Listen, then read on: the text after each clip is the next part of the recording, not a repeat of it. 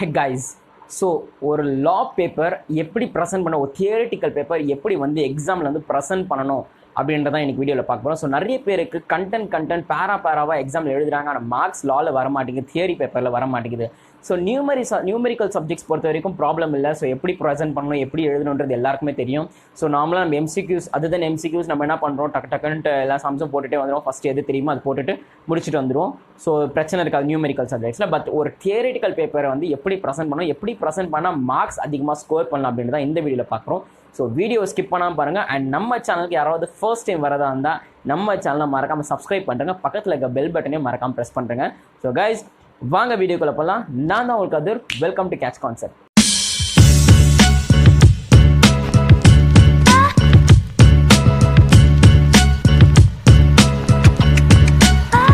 So first அந்த MCQs விட்டுருங்க. MCQs நம்ம அப்படியே சைடில் வச்சிரும். அதை தவிர்த்து மற்ற கொஸ்டின்ஸ்லாம் இருக்கு இல்லையா, அது எல்லாமே வந்து 3 கேட்டகரிஸ் தான்.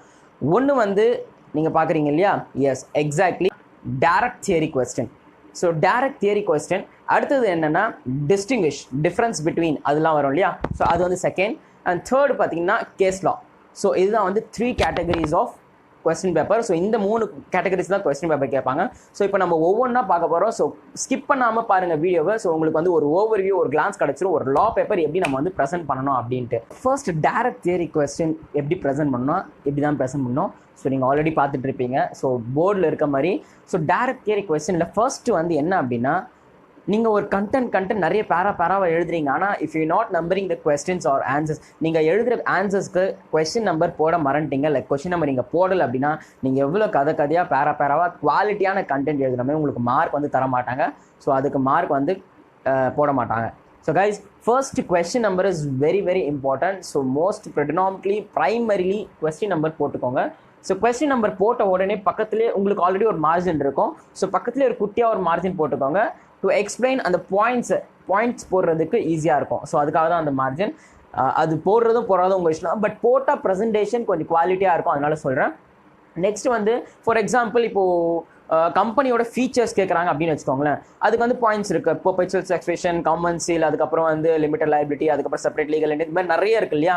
ஸோ அது மாதிரி நீங்கள் ஒன்றா இப்போ ஃபார் எக்ஸாம்பிள் இங்கே வந்து காமன் சீல் அப்படின்னு போட்டுட்டு அது பற்றி எக்ஸ்ப்ளனேஷன், அது மாதிரி இங்கே நெக்ஸ்ட் பாயிண்ட் எக்ஸ்ப்ளனேஷன். அது மாதிரி நீங்கள் ஒரு டைரக்ட் தியரி கொஸ்டின் கேட்டாங்கன்னா எக்ஸ்பிளைன் வித் த பாயிண்ட்ஸ். எந்த மாதிரி பாயிண்ட்ஸ் வந்து கொடுத்தா அவங்களுக்கு இன்னும் குவாலிட்டியாக இருக்குமோ அதேமாரி நம்ம வந்து நிறைய வளவலன்னு இழுக்காமல் என்ன எக்ஸாக்டாக இருக்கோ அது நம்ம வந்து எக்ஸாமினருக்கு அவங்களுக்கு வந்து நம்ம வந்து எடுத்து கொடுத்துரும். நெக்ஸ்ட் பார்த்தீங்கன்னா டிஸ்டிங்விஷ் பிட்வீன் கொஸ்டின்ஸ். இந்த மாதிரி நிறைய கேட்பாங்க இல்லையா. Difference between shares and debentures சொல்லுங்கள், இண்டெமினிட்டி கேரண்டி சொல்லுங்கள், bailee, promisee, offeree, whole time director, part time director, independent director, அதுக்கப்புறம் இது மாதிரி நிறைய கொஸ்டின்ஸ் கேட்பாங்க இல்லையா. ஸோ இந்த மாதிரி கொஸ்டின்ஸ்லாம் எப்படி ஆன்சர் பண்ணணும்னா, ஸோ நிறைய பேர் வந்து என்ன பண்ணுறாங்க அப்படின்னா, so first for example shares and debentures கேட்குறான்னு வச்சுக்கோங்களேன். ஷேர்ஸ் அப்படின்னு போட்டு ஷேர்ஸோட பாயிண்ட்ஸ் எல்லாமே எழுதிடுவாங்க. டிபெஞ்சர்ஸ்ன்னு போட்டு டிபெஞ்சர்ஸ்கோட டிஃபரன்ஸ் பாயிண்ட்ஸ் எல்லாமே எழுதிடுவாங்க. ஸோ இது வந்து ஒரு எக்ஸாமினருக்கு வந்து ஒரு கரெக்ஷன் பண்ணுறவனுக்கு வந்து கண்டிப்பாக வந்து இங்கே மேலே பார்த்துட்டு மறுபடியும் கீழே பார்க்குறது ரொம்பவே கஷ்டமாக இருக்கும். அவங்க இரிட்டேட் ஆகிற மாதிரி நம்ம வந்து வச்சுக்கக்கூடாது எப்போவுமே. ஸோ அவங்களுக்கு வந்து ஈஸியாக, அவங்களுக்கு நீங்களே வந்து ஈஸியாக எடுத்து கொடுக்கணும். So that they should not feel irritated. So இங்கே பாருங்கள், இங்கே ஃபார் எக்ஸாம்பிள் இந்த மாதிரி 2 ஹெட்டிங்ஸ் கேட்குறாங்க. இப்போ ஷேர்ஸ் அண்ட் டிபெஞ்சர்ஸ் கேட்குறாங்க இல்லையா. ஷேர்ஸ் அண்ட் டிபெஞ்சர்ஸ் போட்டு பாயிண்ட் வைஸாக நீங்கள் எழுதிட்டிங்கன்னா அவங்களுக்கு டக்குன்னு பார்த்து கரெக்ட் பண்ணுறதுக்கு அவங்களுக்கு ரொம்பவே ஈஸியாக இருக்கும். அண்ட் நெக்ஸ்ட் பார்த்தீங்கன்னா ஃபைனலி இதுதான் ரொம்ப இம்பார்ட்டண்டான விஷயம் ஒரு லா தியரிட்டிக்கல் பேப்பருக்கு. ஏன்னா லா தியரிட்டிக்கல் பேப்பரில் மோஸ்ட்லி நிறைய ஃப்ரீக்வெண்ட்லி ஆஸ்டு கொஸ்டின்ஸ் பார்த்தீங்கன்னா கேஸ் லாஸ் தான்.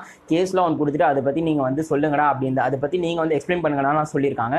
ஸோ கேஸ் லா கொஸ்டினை எப்படி வந்து நம்ம வந்து இன்ஸ்டியூட் கொடுக்குற கேஸ் லா கொஸ்டின்ஸ் எப்படி அப்ரோச் பண்ணுன்றது தான் பார்க்க போகிறோம். ஸோ கேஸ் லா கொஸ்டின்ஸில் பார்த்தீங்கன்னா ஃபர்ஸ்ட் வந்து ஃபார் எக்ஸாம்பிள் இன்ஸ்டியூட்டே ஒரு சிச்சுவேஷனை கிரியேட் பண்ணிவிட்டு இது மாதிரி ஒன்று நடந்திருக்கு, இதுக்கு நீ என்ன சொல்கிற அப்படின்றது கேட்பாங்க.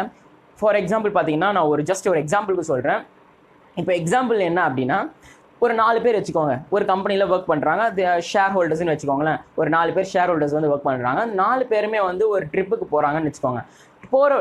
பை ரோடுன்னு வச்சுக்கோங்க. ட்ரிப்புக்கு போகிற வழியில் அவங்களுக்கு ஒரு அன்ஃபார்ச்சுனேட்லி ஆக்சிடென்ட் ஆகிடுது.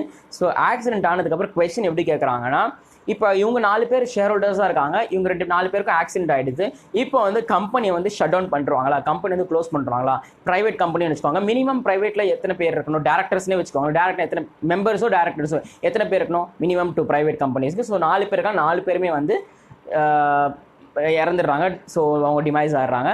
ஸோ இப்போ வந்து கம்பெனி இவங்க டிமைஸ்னாலே கம்பெனியை வந்து ஷட் டவுன் பண்ணணுமா அப்படின்றது கொஸ்டின் கேட்பாங்க. எக்ஸ்பிளைன் ஆஸ் பர் தி லா அப்படின்னு சொல்லுவாங்க. ஸோ இதை எப்படி நம்ம வந்து அப்ரோச் பண்ணணும் அப்படின்னா, ஃபர்ஸ்ட் வந்து அந்த கொஸ்டினில் வந்து என்ன சொல்லியிருக்காங்களோ அது அப்படியே நம்ம வந்து ஃபர்ஸ்ட் நீங்கள் பார்க்குறீங்க இல்லையா, இந்த ஃபேக்ட்ஸ்ன்ற காலத்தில், இந்த ஃபேக்ட்ஸ்ன்ற ஒரு கண்டென்ட்டில், இந்த ஃபேக்ட்ஸ்ன்ற ஒரு பாயிண்ட்டில் அந்த கொஸ்டினில் என்ன சொல்லியிருக்காங்களோ கொஸ்டினை அப்படியே நம்ம காப்பி அடிக்காமல், நிறைய பேர் கொஸ்டின் அப்படியே காப்பி அடிப்பாங்க. கொஸ்டின் அப்படியே காப்பி அடிக்காமல் ஒரு 2 to 3 சென்டென்சஸில் 2 to 3 லைன்ஸில் எப்படி அந்த கொஸ்டினில் இருக்கிற அப்படியே எசன்ஸை வந்து எப்படி இங்கே எழுதணும் அப்படின்றது யோசிச்சு நீங்கள் என்ன செஞ்சுருங்க, இருக்கிறத அப்படியே காப்பி அடிக்காமல் உங்களோட வேர்ட்ஸ்லேயே வந்து கன்வே பண்ணுங்கள். ஃபேக்ட்ஸில் எக்ஸாக்டாக அந்த கொஸ்டின் என்ன சொல்லியிருக்காங்களோ அப்படியே ஃபேக்ட்ஸில் எழுதுங்க. அண்ட் நெக்ஸ்ட் இந்த இதில் பார்த்தீங்கன்னா ரெஃபரன்சஸ் என்ன அப்படின்னா, இப்போ வந்து இந்த சிச்சுவேஷன், அதாவது இந்த சிச்சுவேஷனுக்கு எக்ஸாக்டாக நம்மளுடைய ஆக்ட், அதாவது கம்பெனிஸ் லா, கம்பெனிஸ் ஆக்ட் 2013 தானே. ஸோ அந்த companies act, according to the companies act 2013ல் இந்த சிச்சுவேஷனுக்கு ஏற்ற மாதிரி என்ன லா இருக்கோ அது வந்து நம்ம ரெஃபரன்ஸில் கோட் பண்ணணும். கண்டிப்பாக கோட் பண்ணணும். செக்ஷன் தெரியுதோ இல்லையோ, if you are dam sure about the section அப்படின்னா, உங்களுக்கு செக்ஷன் பக்காவாக தெரியும் அப்படின்னா கோட் பண்ணுங்கள். உங்களுக்கு டவுட் இருக்குது இல்லை தெரியலனா தயவு செஞ்சு செக்ஷன்ஸை எழுதாதீங்க. செக்ஷன்ஸை எழுத ஆரம்பிச்சிட்டிங்க அப்படின்னா உங்கள் பேப்பர் அவுட் ஆஃப் பாக்ஸில் ஃபோக்கஸ் பண்ண ஆரம்பிச்சிருவாங்க. ஸோ கண்டிப்பாக செக்ஷன்ஸ் தெரியும், டேம் ஷூராக இருந்தீங்கன்னா செக்ஷன்ஸ் ப்ரெசென்ட் பண்ணுங்கள், கோட் பண்ணுங்கள்.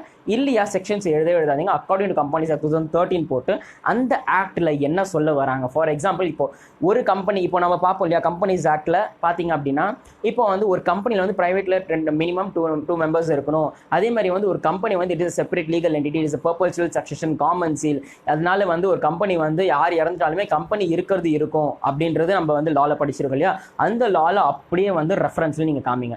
ரெஃபரன்ஸில் அப்படியே அந்த லாவை அப்படியே கோட் பண்ணுங்கள். இதுதான் வந்து லாவில் சொல்லியிருக்காங்க. யார் எத்தனை பேர் செத்து போனாலுமே வந்து கம்பெனி கண்டிப்பாக ரன் ஆகிட்டே தான் இருக்கும், கம்பெனி வந்து ஹோல்ட் ஆகிட்டே தான் இருக்கும் அப்படின்றது, கம்பெனி வந்து ரன் ஆகிட்டே தான் இருக்கும் அப்படின்றது நீங்கள் வந்து ரெஃபரன்ஸில் கோட் பண்ணுங்கள். அண்ட் நெக்ஸ்ட் பார்த்தீங்கன்னா analysis and one more thing, ரெஃபரன்ஸில் பார்த்தீங்கன்னா நீங்கள் என்ன சொல்லணும் அப்படின்னா, இப்போ பார்ப்பீங்க உங்களுக்கு perpetual succession, for example transferability of ownership. இப்போ அந்த 4 பேர் செத்துட்டாங்க அப்படின்னா நீங்கள் வந்து என்ன செய்யணும், கம்பெனி ரன் பண்ணும் அப்படின்றது நம்ம லாவில் எழுதிடுவோமா. நெக்ஸ்ட் வந்து அனாலிசிஸில் பார்த்தீங்கன்னா, அனாலிசிஸ் வந்து இந்த ஃபேக்டையும் இந்த ரெஃபரன்ஸையும் லிங்க் பண்ணி கனெக்ட் பண்ணி நீங்கள் அனாலிசிஸில் சொல்லணும். அதாவது நீங்கள் வந்து ஆஸ் பர் லா, ஆஸ் பர் ஃபேக்ட் வச்சு அனாலிசிஸ் என்ன பண்ணியிருக்கீங்க அப்படின்றது நீங்கள் அனாலிசிஸில் சொல்லணும். அனாலிசிஸில் வந்து இப்போது ஃபேக்ட் வந்து 4 பேர் போனாங்க, இறந்துட்டாங்க. ஸோ ஒரு கம்பெனி நடத்திட்டு இருக்காங்க, அவங்கள்ட்ட ஷேர்ஸ் இருக்குது, சம்திங் எல்ஸ். ஸோ இப்போ வந்து கம்பெனி ரன் பண்ண முடியுமான்னு தான் ஃபேக்ட். கொஸ்டின் அதுதான். சும்மா சிம்பிளாக வந்து ஒரு ரப்பிஷ் ஆன்சராக எஸ் ரன் பண்ண முடியும், நோ பண்ண முடியாது அப்படின்றது நம்ம ஒன்றும் பிகாமோ இல்லை 12th ஸ்டாண்டர்டும் இல்லை, அசிங்கமாக திட்டிட்டு போயிடுவாங்க, சிம்பிளாக அச்சு விட்டு போயின்னே இருப்பாங்க. ஸோ நம்ம என்ன பண்ணணும்னா ஒரு ப்ரொஃபஷனல் எக்ஸாம், ப்ரொஃபஷனல் கோர்ஸ் பண்ணிகிட்டு இருக்கோம். ஸோ ப்ரொஃபஷனலாக ஆன்சர் பண்ணணும். ஸோ அனாலிசிஸில் பார்த்தீங்கன்னா இந்த ஃபேக்ட்ஸ் இது வந்து கம்பெனி லா. ஸோ ஓகேவா, கம்பெனி ஆக்ட். ஸோ ஆக்டில் வந்து இப்படி சொல்லியிருக்காங்க. ஸோ ஃபேக்ட் இது நடந்திருக்கு. ஸோ ஆஸ் பர் ஆக்ட் பார்த்தோன்னா ஒரு கம்பெனி வந்து மினிமம் நம்பர் 2 தான் இருக்கணும். ஆனால் எத்தனை பேர் இருந்தாலுமே கம்பெனி வந்து ரன் ஆகிட்டு தான் இருக்கும் அப்படின்றத நம்ம வந்து இங்கே கோட் பண்ணுவோம். And as well as solution என்ன அப்படின்னா, இப்போ transferability of ownership, for example அவங்ககிட்ட ஷேர்ஸ் இருக்குது அப்படின்னா அவங்களுடைய அவங்க செத்ததுக்கப்புறம் அவங்களோட லீகல் ஹேர்ஸ்க்கு அந்த ஷேர் போயிடும். So they will be the member of the company. So ஆட்டோமேட்டிக்காக அவங்க வந்து கம்பெனியோட ஷேர் ஹோல்டர்ஸ் மெம்பர் ஆகிடுவாங்க. ஸோ அதுதான் வந்து அனாலிசிஸில் எழுதணும். ஸோ என்ன எழுதணும், கம்பெனி வந்து ரன் ஆகிட்டே இருக்கும் யார் இருந்தாலும் இல்லைனாலும். So perpetual succession, common seal, separate legal entity இதெல்லாம் வருது. அதுக்கப்புறம் வந்து transferability of ownership of shares. So அவங்க வந்து அவங்களுக்கு பசங்க லீகல் ஹெட்ஸ் வந்து அவங்க வந்து ஓனர் ஆகிடுவாங்க, ஷேர் ஹோல்டர்ஸ் ஆகிடுவாங்க. ஸோ அது எல்லாமே நீங்கள் வந்து அனாலிசிஸில் எழுதணும். And finally conclusion, you have to conclude company வந்து ரன் ஆகும், இது வந்து ஹோல்ட் லைக் நிற்காது, பாஸ் ஆகாது, கம்பெனி ரன் ஆகிட்டே தான் இருக்கும், யாருக்காகவும் கம்பெனி வெயிட் பண்ணாது. So company will run. So மெம்பர்ஸ்க்கு வந்து ஷேர்ஸ் வந்து ட்ரான்ஸ்ஃபர் ஆகிடும். ஸோ இதுதான் வந்து case law questions. Case law questions வந்தால் ஃபஸ்ட்டு ஃபேக்ட்டு அந்த கொஸ்டினில் என்ன இருக்கோ அப்படியே உங்களுடைய வேர்ட்ஸில் கன்வே பண்ணி 2 to 3 சென்டென்ஸில் ஃபேக்ட்ஸில் கன்வே பண்ணுவீங்க. அண்ட் ரெஃபரன்சஸில் அந்த கரண்ட் சுச்சுவேஷன் அவங்க கொடுத்து அந்த சுச்சுவேஷன் அந்த இன்சிடென்ட்டுக்கு என்ன எக்ஸாக்ட் கம்பெனிஸ் ஆக்ட் சூட் ஆகுது, 2013 ஆக்ட் என்ன சூட் ஆகுதோ அது நம்ம ரெஃபரன்சஸில் எழுதுவோம். அண்ட் நெக்ஸ்ட் பார்த்தீங்கன்னா அனாலிசிஸ். இந்த 2 விஷயத்தை கம்பேர் பண்ணி நம்ம வந்து அனாலிசிஸில் கன்வே பண்ணுவோம். Okay. And conclusion will finally அந்த கொஸ்டினுக்கு அவன் என்ன கேட்டிருக்கானோ அது பேஸ் பண்ணி நம்ம லா பேஸ் பண்ணி நம்ம கன்க்ளூஷன் கொடுப்போம். ஸோ கைஸ், இதுதான் வந்து 3 கேட்டகரிஸ் ஆஃப் கம்பெனிஸில் 3 categories of types of questions. So மக்கள்ஸ் உங்களுக்கு புரிஞ்சிருக்கும்னு நினைக்கிறேன். ஒரு லா தியரட்டிக்கல் பேப்பர் எப்படி வந்து நம்ம ப்ரெசென்ட் பண்ணோம் அப்படின்ட்டு யோசிச்சுக்கோங்க. உங்கள் இதில் குவாலிட்டி ப்ரெசன்டேஷன் குவாலிட்டியாக இருந்தால் மார்க்ஸோட குவான்டிட்டி ஆட்டோமேட்டிக்காக ரைஸ் ஆகும். இது வந்து professional exam. So be like a professional. உங்களுக்கு ஏதாவது டவுட்ஸ் இந்த வீடியோ ரிகார்டிங்கோ இல்லை ப்ரெசன்டேஷன் ரிகார்டிங்கோ உங்களுக்கு ஏதாவது டவுட்ஸ் இருந்ததுன்னா கீழே காமெண்ட்ஸில் போஸ்ட் பண்ணுங்கள். இந்த வீடியோ உங்களுக்கு பிடிச்சிருந்ததுன்னா நம்ம வீடியோ லைக் பண்ணுங்கள், ஷேர் பண்ணுங்கள், அண்ட் நம்ம சேனலில் சப்ஸ்கிரைப் பண்ணுங்கள், பெல் ஐக்கானை மறக்காமல் ப்ரெஸ் பண்ணுறேங்க. ஸோ கைஸ், அண்ட் நிறைய பேர் எங்கிட்ட கேட்டிருந்தீங்க கமெண்ட்ஸில் இது மாதிரி நிறைய சேலரியில் பார்ட் 3 போடுங்க அண்ட் as well as நிறைய வந்து கான்செப்ட்ஸ் வந்து நீங்கள் எக்ஸ்பிளைன் பண்ணுங்கள். ப்ரொவிஷன் மோஸ்ட்லி டேரக்ட் டேக்ஸ் நிறைய கேட்குறாங்க, ப்ரொவிஷன்ஸ் எல்லாமே வந்து.